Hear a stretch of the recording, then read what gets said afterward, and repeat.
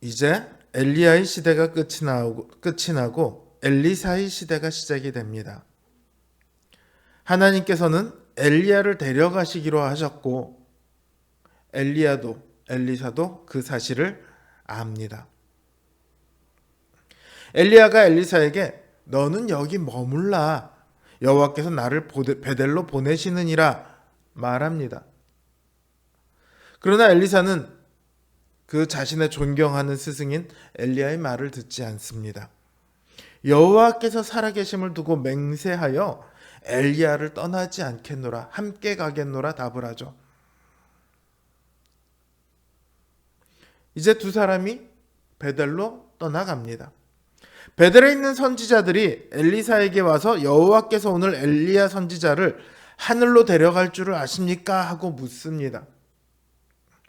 이렇게 물을 때 엘리사에게 너 엘리야 없으면 너 아무것도 아니잖아. 너 이제 끈 떨어진 연신세야. 이런 식으로 조롱하려고 이 말을 했다. 이렇게 해석하는 분도 있지만 그보다는 이제 엘리야가 없으니 당신이 엘리야를 대신해야 하지 않겠습니까? 우리와 함께 있어서 우리를 인도해 주십시오. 이렇게 말했다고 보는 것이 맞을 것 같습니다. 엘리야가 엘리사에게 너는 여기 머물라. 여호와께서 나를 여리고로 보내신다. 이렇게 말을 해요.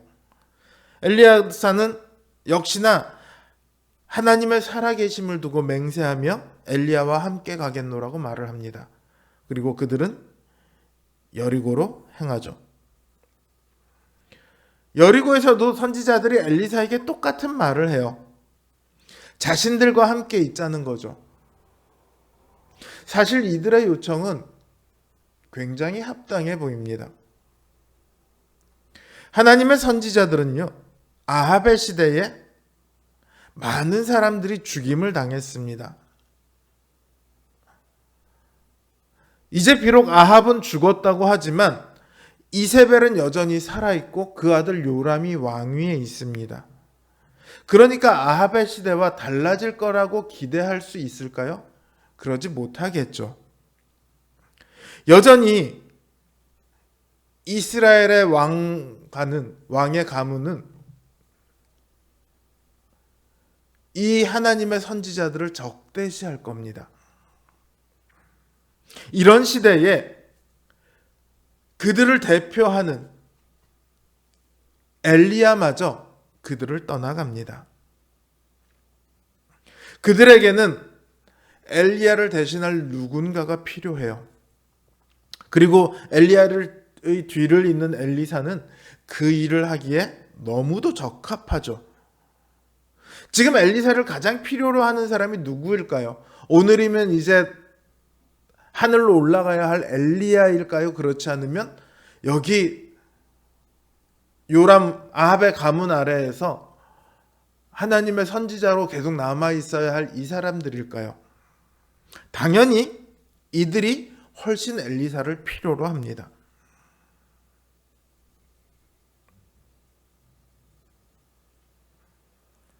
그러나 엘리사는 그들의 말을 듣지 않습니다. 엘리야가 엘리사에게 또다시 여호와께서 자신을 요단으로 보내시니 너는 여기 머물라 말하지만 엘리사는 끝까지 따라가겠다고 맹세를 합니다. 그리고 그들은 마침내 요단에 이르게 되죠. 엘리사에게 여기 머물러라고 3번 말한 것은 엘리야입니다.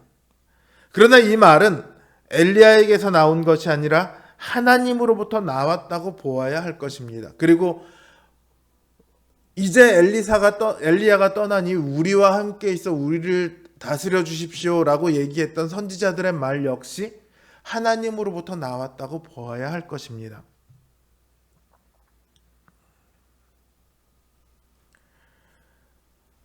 왜 굳이 이렇게 말씀을 하셨을까? 하나님께서 엘리야가 있던 그 장소에서 바로 데려가실 수도 있으셨을 거예요. 그렇죠? 그런데 그렇게 하지 않고 베델로 보내세요. 그 다음은 여리고로 보내십니다. 그리고 요단으로 보내세요. 이거는 마치 가나안 땅에 들어왔던 이스라엘의 역사를 거꾸로 되돌리는 것처럼 보입니다. 지금 현실이 어떤 현실입니까? 하나님의 집이라는 이름을 가진 베델이 우상의 소굴이 되었습니다. 하나님께서 무너뜨리시며 다시는 세우지 말라고 하신 여리고성이 다시 세워졌습니다. 이스라엘은 온통 하나님을 거스르는 것으로 가득합니다. 하나님께서 베델, 여리고, 요단으로 엘리야와 더불어 엘리사를 보내시는 것은 이제 엘리사를 통해 그 현실을 다시금 돌리시려고 한다. 이렇게 볼 수 있을 겁니다. 가나안 땅에 들어올 처음으로 시간을 되돌려 다시 시작하려는 것처럼 보입니다. 그래서 요단강이 갈라지고 이스라엘 백성들이 들어왔던 것처럼 베델, 여리고를 거쳐서 요단에 이른 엘리야가 옷으로 강물을 쳐서 요단 강물을 다시 열죠. 그리고 그 사이를 지나갑니다.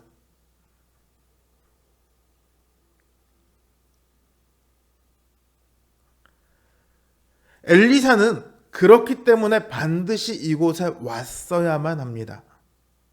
다음 단락을 보면 그 요단강까지 따라간 후에야 엘리야는 엘리사에게 내가 너에게 무엇을 해줄까를 묻습니다. 그러니 이곳에 머물라고 하던 엘리야의 말은, 그리고 우리와 함께 있자고 하던 선지자들의 말은 엘리사에게 내리는 시험입니다. 엘리사의 믿음을 테스트하는 거예요. 그리고 엘리사는 그 시험을 이기고 마침내 이스라엘을 완전히 되돌리는 사역을 시작하게 될 것입니다. 엘리사가 가장 먼저 무슨 일부터 시작하냐면 다시금 겉옷으로 강물을 내리쳐서 강물을 가르고 그 사이로 들어오는 것부터 시작을 해요.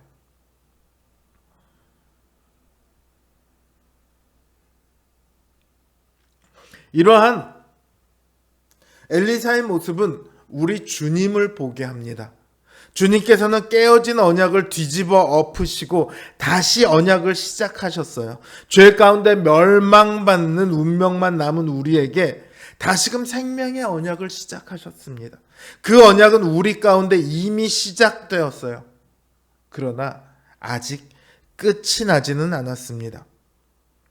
저는 이 엘리사를 향한 그 시험에서 베드로의 대답을 봅니다. 베드로도 엘리사처럼 나는 절대 주님을 떠나지 않겠습니다라고 말을 했지만 주님을 3번이나 부인하고 말죠. 오늘 우리의 믿음은요, 끝까지 가야 합니다. 이 언약의 끝에 이르러 영생의 약속이 아니라 그 영생 그 자체를 얻어야 합니다. 우리가 지금 얻은 것은 영생의 약속이죠. 그 마지막까지 가야 우리는 영생을 얻을 수 있습니다. 그 영생을 얻기 위해 가는 그 우리의 신앙생활은 마치 아합의 치하에 선 이 선지자들처럼 세상으로부터 온갖 고난을 받아야 하는 삶입니다. 때로는 여기에 우리와 함께 머물라던 다른 선지자들의 말처럼 우리 이쯤이면 되었을 것 같은 그런 유혹이 우리에게 다가옵니다. 그 정도면 됐어. 저는 실제로 옆에 권사님이 헌금하는 거를 보고 왜 그렇게 많이 해? 반을 빼서 요만큼만 해도 충분해. 그렇게 말씀하시는 분도 봤어요.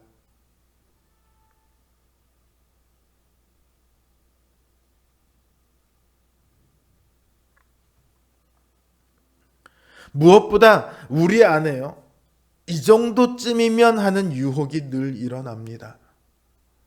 이쯤이면 기도할 만큼 했잖아. 이쯤이면 성경 읽을 만큼 읽었잖아. 주일날 가서 예배 드렸으면 됐지 또 뭘.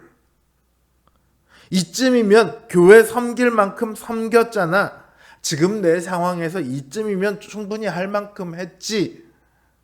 이런 유혹이 일어납니다.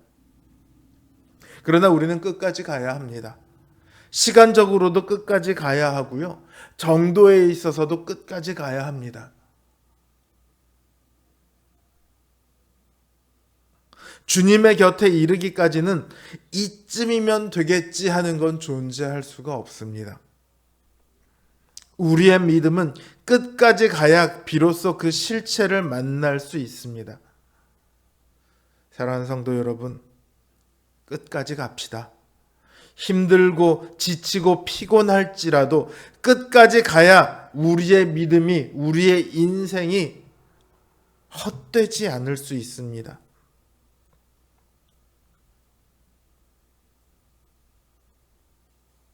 주님께서 끝까지 우리를 사랑하신 것처럼 우리도 끝까지 주님을 따라가야 합니다.